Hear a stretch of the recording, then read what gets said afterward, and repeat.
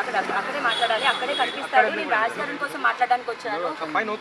తను phone off చేసుకొని తప్పించుకుంటూ తిరుగుకుంటూ శేఖర్ భాష అనే వ్యక్తిని పంపించి మొత్తం క్యారెక్టర్ అసాసినేషన్ చేసుకుంటూ మాట్లాడుతుంటే వెళ్ళనివ్వాలండి. మీరు ఆపకూడదు, దయచేసి ఆపకూడదు, వెళ్ళనివ్వాలి. ప్రపంచంలో ఎక్కడున్నా నేను ఇది ఆగడం అన్నది జరగదు. దయచేసి నన్ను వెళ్ళనివ్వండి, నా రాజుని చూడనివ్వండి, రాజు దగ్గరికి వెళ్ళనివ్వండి. ఆవిడ సినిమా కోసం ఉన్న ఆవిడ సినిమా కోసం వచ్చి ఉంటే ఈ రోజు ఇక్కడికి రాదు. మరి వాళ్ళిద్దరు రోజు రాత్రి ఎక్కడ గడుపుతున్నారు, పగలు ఎక్కడ గడుపుతున్నారు? మాట్లాడుతూ రాస్తారు మస్తాన్ సాయితో మీకు ఎఫ్ఐఆర్ ఉందని చెప్పి మస్తాన్ సాయితో ఏముంది అన్నది ఖచ్చితంగా నేను ప్రూవ్ చేసుకుంటానండి. అండ్ అది లీగల్గా ఉంది ఆల్రెడీ. కేసు స్టేషన్లో నడుస్తుంది కదా, కోర్టులో నడుస్తుంది కదా, మేము అక్కడే చేసుకుంటాము. ఇప్పుడు అతను మాల్వి మల్హోత్రాతో ఏం చేస్తున్నాడు అన్నదే నేను ప్రూవ్ చేయాలనుకుంటున్నాను. మరి ఆమెతో ఎందుకుంటున్నాడు? ఇప్పుడు ఇక్కడి నుంచి అయిపోయిన తర్వాత కూడా ఎక్కడికి వెళ్తాడు అతను? ఆమె ఎక్కడికి వెళ్తుంది? మామగారు అని అమ్మాయి వాళ్ళ తండ్రితో మాట్లాడాల్సిన అవసరం ఏంటి ఇతను? అంటే మీరు ఇప్పుడు ఇక్కడికి రావడానికి కారణం ఏంటి? నాకు మనిషి కనిపించట్లేదండి. ఫోన్లు స్విచ్ ఆఫ్ చేసుకొని తిరుగుతున్నాడు. అందరూ ఆయన మేనేజర్తో సహా అందరు నన్ను బ్లాకులు చేశారు, అసిస్టెంట్తో సహా. ఇంకెక్కడికైనా వెళ్ళాను నేను. లీగల్గా ఏమని ప్రొసీడ్ అవుతారండి? ఏమని వదిలించుకోవడానికి? 10 సంవత్సరాలు ఏమైనా కుక్క పిల్లనా తీసుకొచ్చుకొని అతను అంతా ఉంచుకొని అతనికి ఇష్టం లేనప్పుడు వదిలేయడానికి?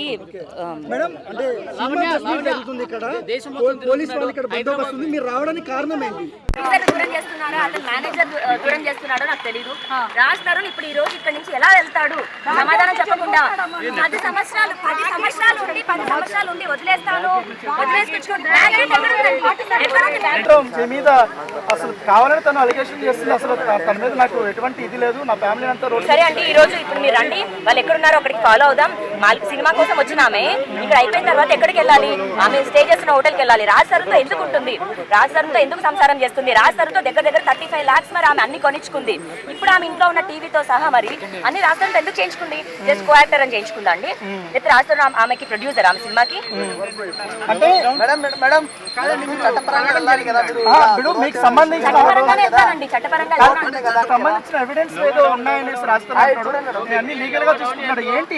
అంటే మరి ఎవిడెన్సెస్ మా లాయర్ గారు చెప్పినట్టు మరి మస్తాన్ని రాజే పంపించాడా, నా మీద చేయించాడా అన్నది మరి మీకు అందరికీ తెలియాలండి.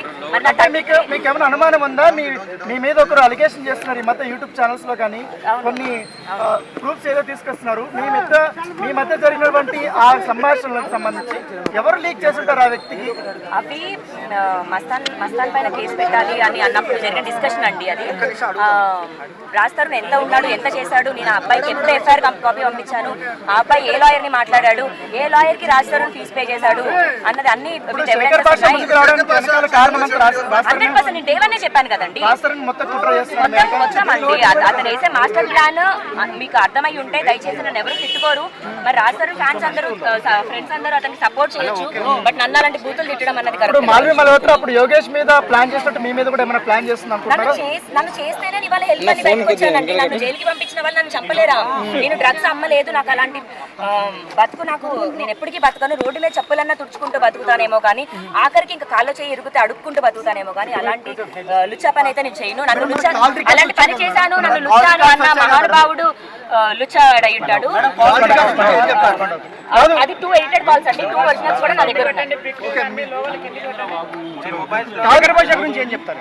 శేఖర్ భాష పేడ్ ఆర్టిస్ట్ అని అందరికీ మీకు అర్థమై ఉండాలి. స్వచ్ఛందంగా వచ్చాను నేను, నాకు రాష్ట్రం పిలవలేదు. స్వచ్ఛందంగా ఫ్రెండ్స్ తో దిగిన ఫోటోల్ని కూడా చూపించి అవి ఏదో వాళ్ళతో ఇంకా అసభ్యంగా ఉన్నారన్నట్టు క్రియేట్ చేస్తున్నారు. గోవాలో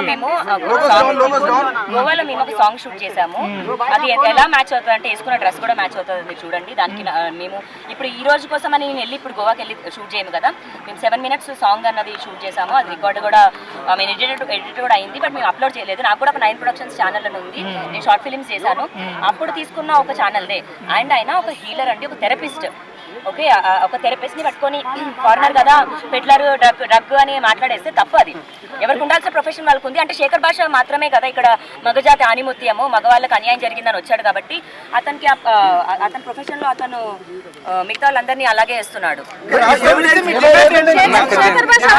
కావాలండి, నేను అతన్ని నమ్ముకొని 10 సంవత్సరాలు ఉన్నాను, నా career వదిలేసుకున్నాను, అన్ని వదిలేసుకున్నాను, ఏమీ లేకుండా నేను ఒక ఇంటిలోనే ఉన్న ఒక మనిషిని. నాకు రాజధాని కావాలి, ఈ రోజు నాకు వదిలేస్తాడు, సమాధానం చెప్పకుండా వదిలేస్తాడు. పెళ్లి కాకుండా మొగుడు ఎలా అంటారు అంటే బహిరంగంగా మీరు పెళ్లి చేసుకోలేదు కదా. అవునండి, ఇప్పుడు పెళ్లి అన్న కాన్సెప్ట్ అది నాకు మనిషి ఇచ్చాడు, నా మీద ఏమన్నది